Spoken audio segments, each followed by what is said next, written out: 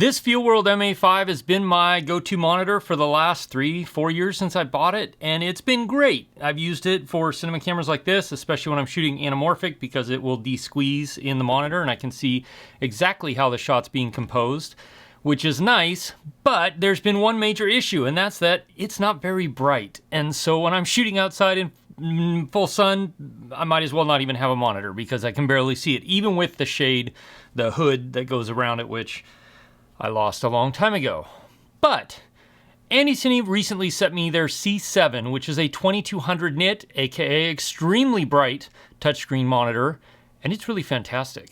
Full disclosure, Andycine did send this to me, but they don't have any input on this video. They're not paying for this review. They don't get to see it before it's launched. They just sent it to me and asked me to give you my unbiased opinion about this, and that's what I'm doing. If you're in the market for a budget monitor, something like this is a good option to consider. Maybe for you, may not be for you, depending on the options and the setup you need.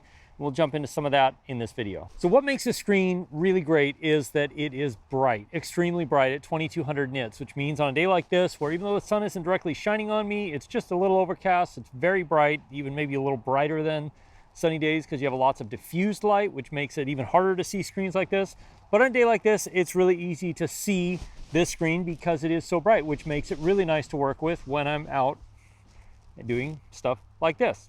It makes it great. You don't have to try and shadow it or shroud it or anything like that. Before we jump into use, my general experience with this, let's go over the features of this really great budget screen. And that's starting with the batteries on the back. This is NPF style. You have 2 of them, so you can hot swap one if it's getting ready to die and keep the monitor going basically non-stop. It does get good battery life on these 700 series. I've been getting 4 to 5 hours on one. So with 2 of them, that's plenty of time.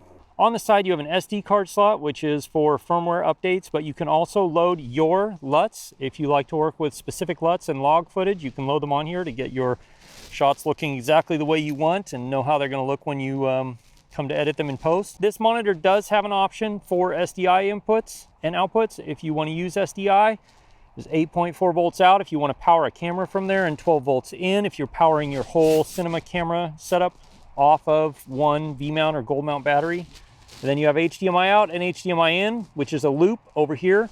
So if you want to just, bring your 4K up to 4K in and loop out for, say, wireless transmission to Video Village, you can loop out right here, which is nice. Across the top, we have a menu and selector button. So if you push it, it does something and you can scroll back and forth. And then a photocell sensor here if you want to allow this to auto adjust for brightness, which it does a pretty good job.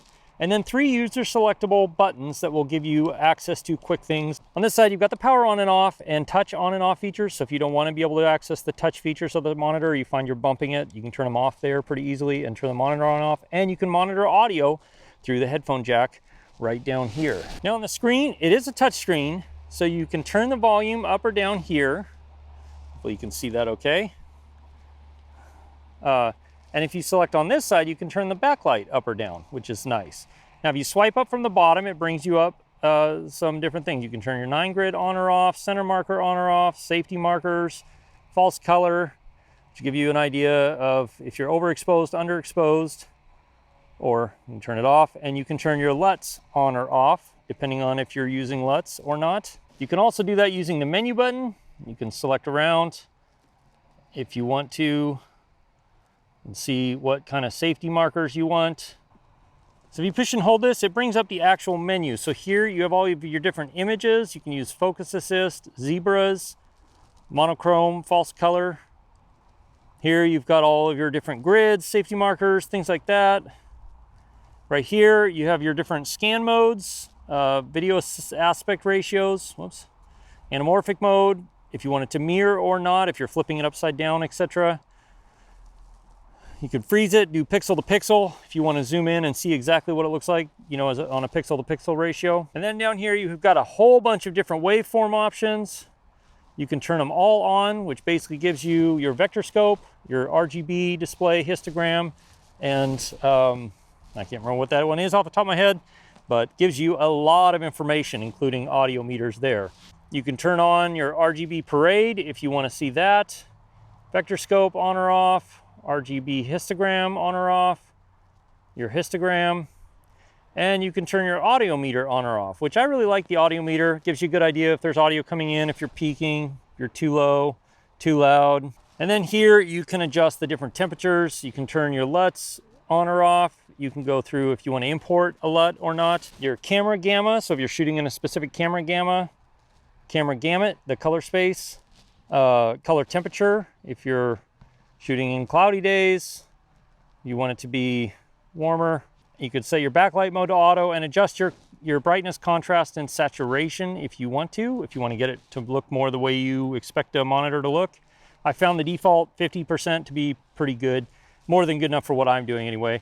Here you can set what you want the wheel to do, your F1, F2, F3 user programmable buttons, what language, the OSD, alpha, OSD time. Overall in my use, I've been using this for the last couple of weeks. This monitor has been fantastic. It's really bright, really easy to see, even without a sunshade. Some of the reflections, maybe a little bit hard to see with the reflective surface, but that's pretty easy to compensate for. But because it's so bright, it's been really easy to see my framing because it offers anamorphic de-squeeze modes. When I'm shooting with anamorphic lenses, it makes it really easy to be able to get the right framing and see it exactly how it's going to look. Construction-wise, it's not weatherproof. I haven't taken it out in really inclement weather because of that, but it is well built, even though it's all built out of plastic. It's handled, being put in and out of my camera bag and hauled around a few times the last few weeks, more than a few times the last few weeks. No problem. It's plastic. You need to be aware of that. It's a budget monitor. It's an inexpensive monitor. And the display is limited to 1080p 60. So if you need more than that, then you got to look elsewhere. But honestly, this monitor is really great for everything I need it for. I don't need a monitor to do much more than just be able to allow me to see what I'm shooting and what I'm framing with cameras like this that don't have a monitor, and or cameras that have a really small monitor, and be able to see it in bright situations and make sure I'm getting my shot the way I want it to be, so that I know when I get back to editing, I won't have to mess with it a lot or try and correct or fix things in post. Now, a monitor is essential for your workflow. Depends on your workflow and what you use, how you work. You might need a monitor. This is a great option. If you're looking for a monitor, there are, of course, links in the description that are affiliate links. But overall, I've been really happy with this monitor. I was looking at buying one anyway, and then Andycine reached out and asked me if they could send this one to me. So I said, sure.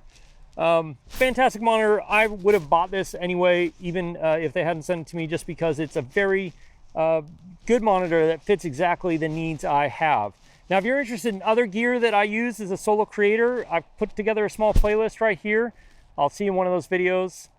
As always, if you have questions, ask me in the comments below and I'll do my best to answer them. And you can join my live streams, which happen Wednesday nights from 4 p.m. Alaska time or 8 p.m. Eastern. I will see you again soon in the next video. Cheers.